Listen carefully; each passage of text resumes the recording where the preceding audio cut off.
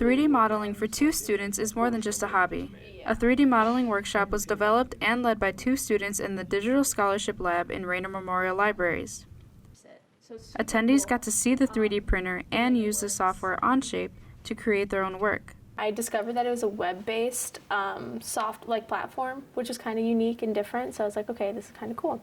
And when I went into it, we saw that it was like Google Drive, so I can share my parts and stuff like that with other people, which you can't really do with 3D modeling softwares and platforms. So after seeing that, I let Zach know, the other tutor, that was helping with this workshop, and we kind of explored it together and found that it was super useful and really cool. I've been working with 3D printing since freshman year. My first exposure was we had to do a little engineering project for our final second semester. So we had to print out like a prototype of like a design project that we made.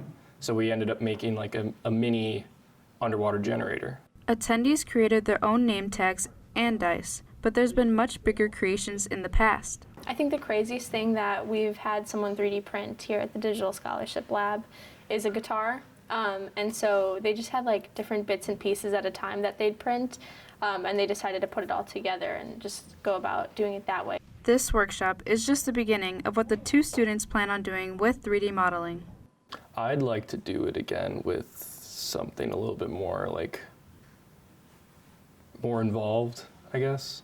Because like this was just like an intro segment, but like I'd like to do something more than that. I'm Vanessa Rivera, Marquette Wire News. Yeah.